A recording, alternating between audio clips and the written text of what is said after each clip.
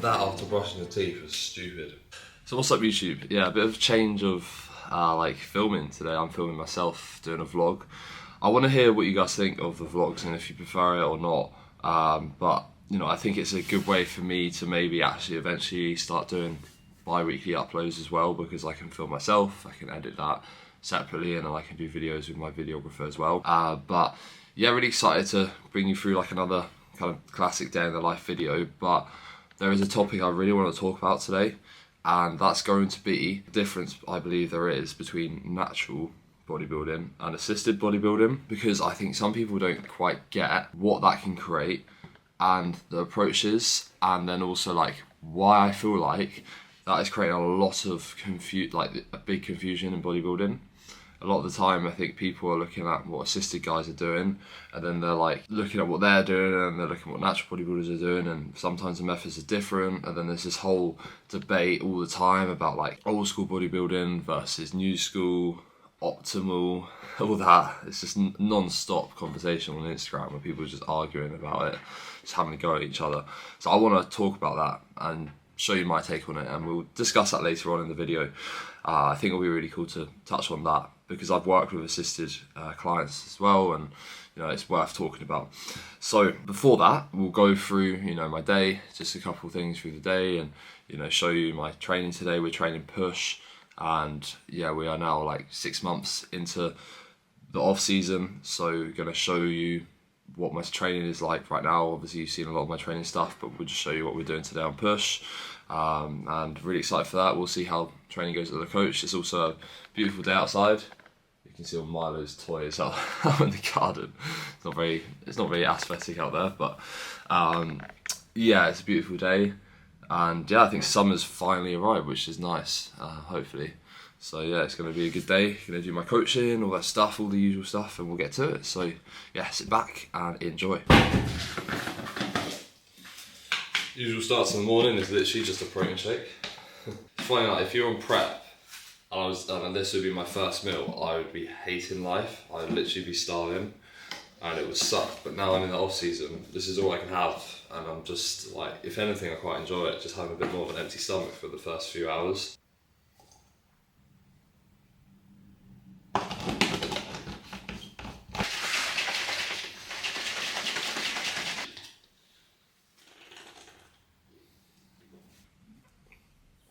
I went to Thorpe Park yesterday with Ruby, and yeah, the rides were fun, but now I've just got like, my lower back was already a little bit tight, and now it's like really tight, so that's good.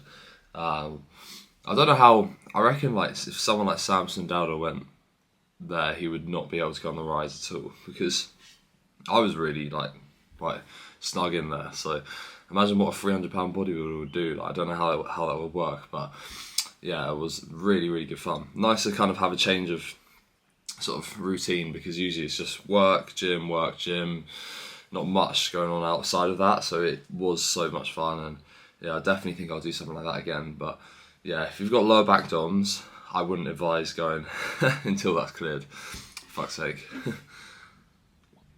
Hey man, thank you for your check-in, mate. Appreciate that. So yeah, this week hasn't been the best week for you because of being unwell, but I do want to stress, like, you've really done a good job in doing what you can do across this week in terms of keeping body weight where it is, and that's amazing, the fact that you still got calories in.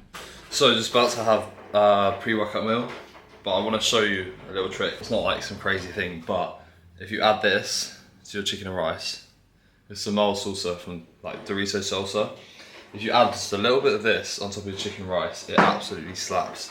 And there's like no calories at all. I wish I knew this in prep. Per 40 grams, 14 calories. And yeah, and the whole jar is 300 grams. So you can have quite a lot of it. It tastes amazing. Bit of sriracha, bit of that with this. Absolutely banging.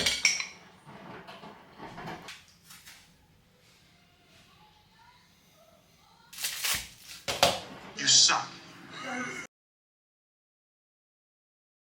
So just about to head to the gym, but I thought I'd just before that just touch on 2 pre-workouts that I would recommend for you guys.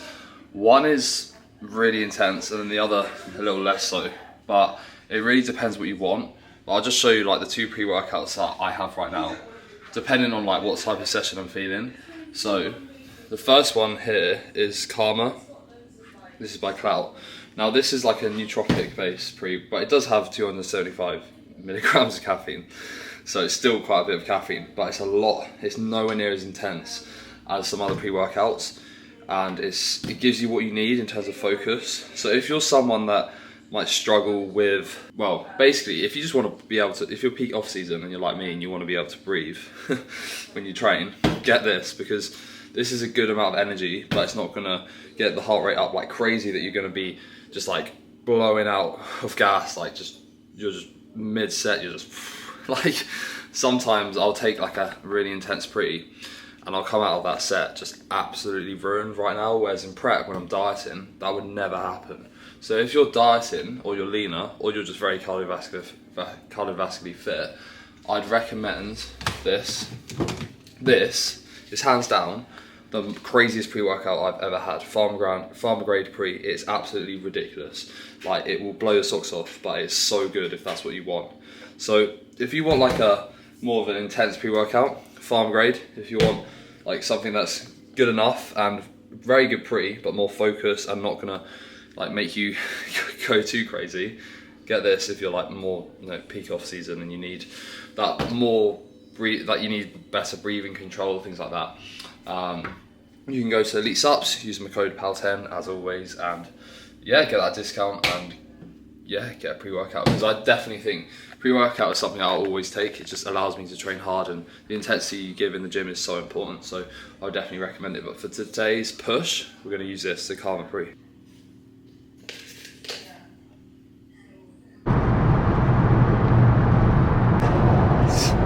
So we've just got here for the push, and yeah, it's going to be a good session. I think feeling pretty good. Had a really nice sleep, and the things right now, I am in week 7 of my mesocycle, so something to bear in mind is like the training fatigue is building up, but I'm not going to tell myself that, because the minute, I always think like the minute you go, oh, I'm in week 7, training fatigue's building up, you will start just to feel like that anyway. It's kind of it's a big mental thing.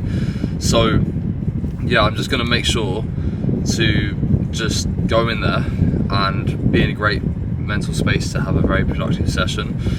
The reason I'm not devoluming right now, because we usually at this point I would do a devolume, is because I'm going away in 2 weeks to Italy on holiday, and I'm not very confident with the gym setup there. Like, I doubt the gym will be very good there, so I could be in a situation there where I just don't train for a week, and that's fine if you can use it at a good point in your training. So luckily, well, that'll be like week 9 of my meso, and the fatigue will be very high, and I'll benefit from that.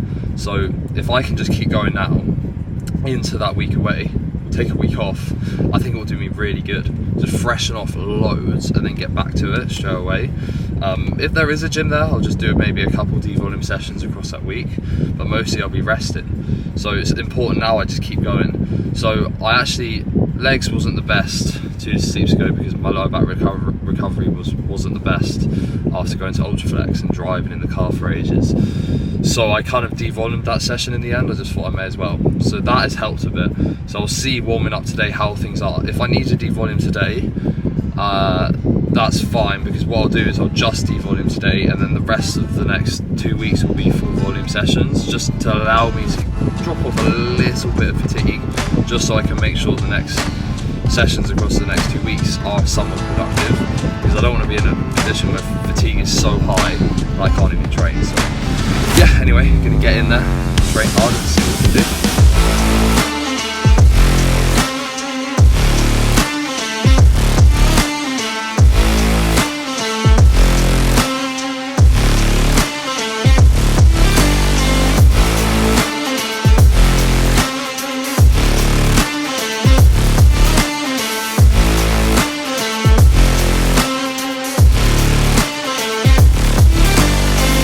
So yeah, that first set was fucking dreadful. Literally, I think I did 3 and a 5, 4 last rotation. Got 5 plus 1 and 3 plates. So I said I'll see how the first set would go and I'll decide from there, but I'm definitely devoluming. Clearly the fatigue is just not where, it's just not where it needs to be to train hard and push through, and I always feel like it affects my presses a lot, just because when you're pressing, you just want to feel strong, and I don't have that power right now. I think doing 260 on deadlifts and all the progressions on deadlifts just took it out of me a lot. So I'll devolume today, I'll devolume pull, I'll then see. I'll do the same thing, I'll do like the first set, and then if it goes shit again, I'll continue devoluming maybe for a few more sessions. But I don't want to do too many that then that week off is pointless. But yeah, today, devolume has to be done.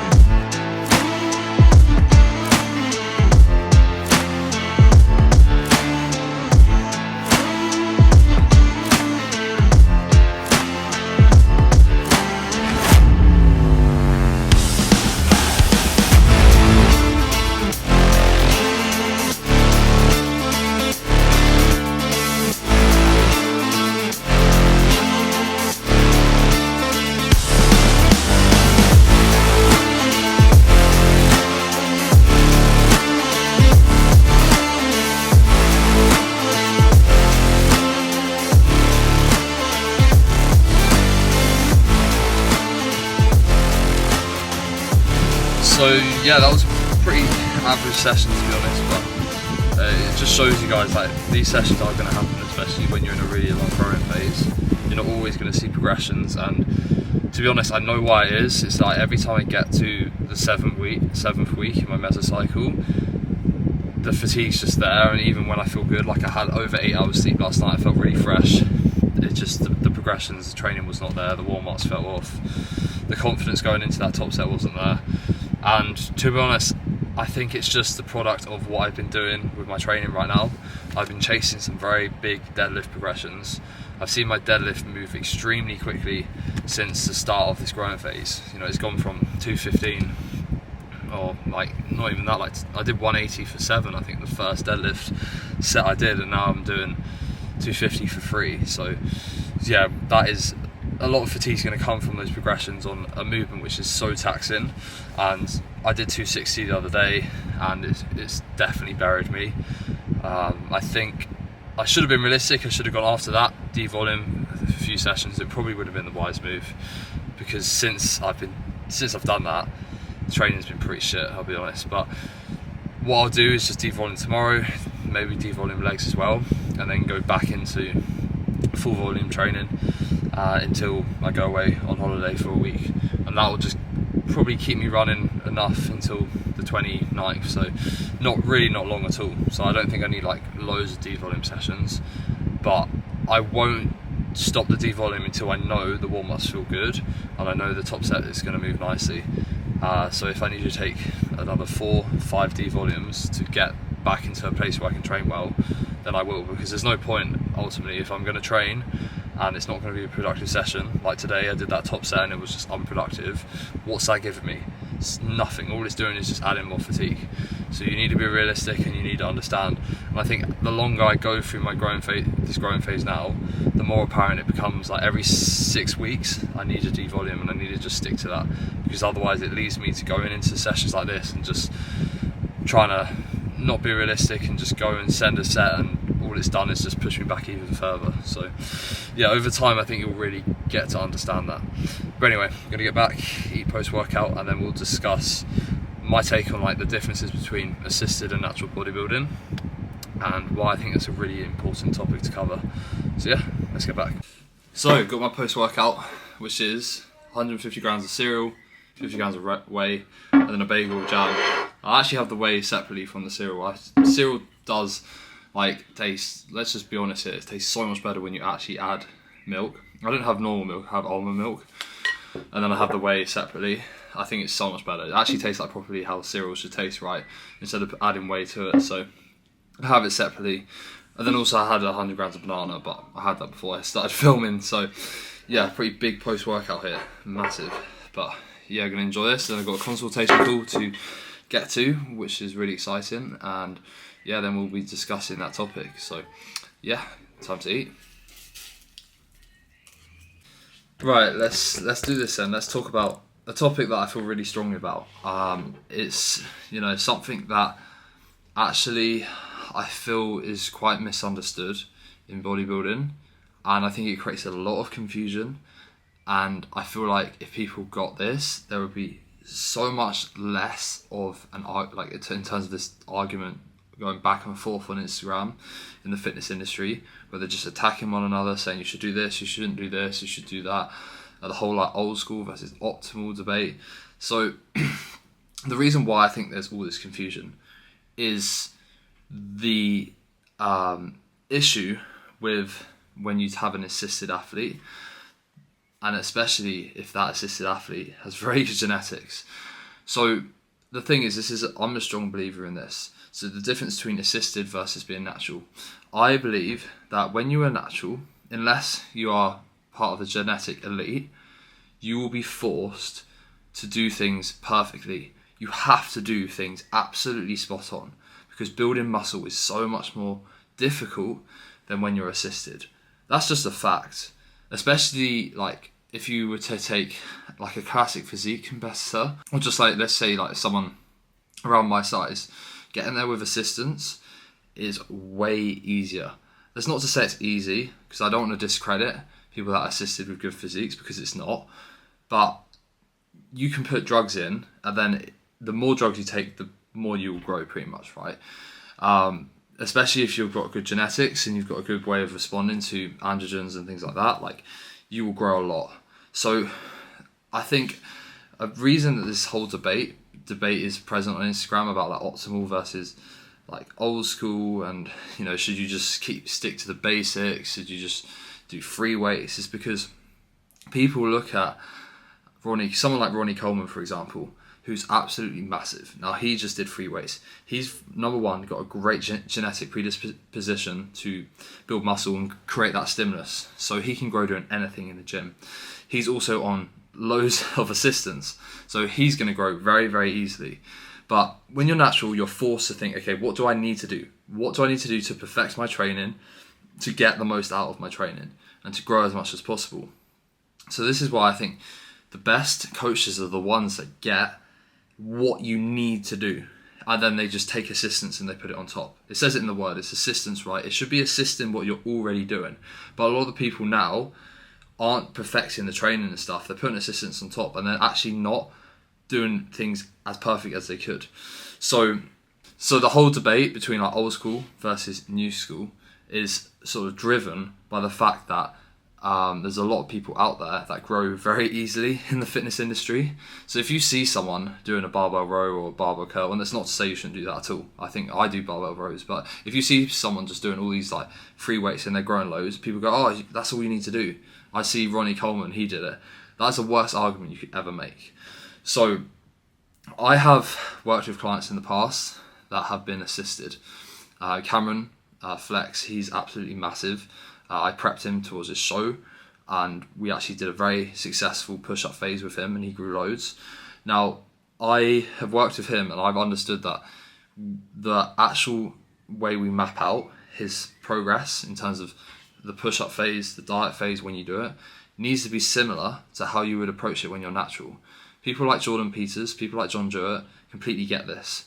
They're people that have completely maximised their progress through understanding what they need to do. So they will understand the importance of taking a year off to grow. They will understand the importance of being in a push-up for a long period of time. Whereas nowadays, you see people on Instagram, they'll compete every year. They'll be on assistance, they think that's all they need. But are they really maximising it? No. So the truth is, if you want to know like a simple answer to the question, in my opinion, the approach should be completely the same if you're assisted versus natural. Because if you have to do something as a natural to grow, then surely you want to do that when you're assisted, and then you want to take the drugs and put that on top of it. That's really how you can maximise your progress. So in my opinion, if you're wondering about being assisted one day or going down that route, think about what you could do as a natural, nail that for a while, and then go down that road of assistance to get as big as you can. And I promise you, you will see so much more progress because you've now learned what needs to be done as a natural. You understand that you need to progress your lifts. You understand that you need to track your training. You understand that you need to be in a growing phase for a long period of time. These things are so important. And I think it's once people realise that, and that people can grow when they're assisted very easily, but are they really maximising it? Probably not. Once people realise that, people might go, okay, maybe actually we should look at things that we should do in the gym. Everything in the gym has a place. I think I said this in my previous video. Everything in the gym has a place for that particular person. There shouldn't be this argument between old school versus new school. We should just approach it based on like what we want to be doing to grow as much as we can. And that means not getting confused when you see assisted athletes getting absolutely massive and then they're doing things wrong, because they probably could be way bigger. Because trust me, as a natural, I've been forced to figure out what I need to do, and that's what you should do, guys. So if you are assisted or not, focus on what you have to do to get big, and don't become complacent with your progress.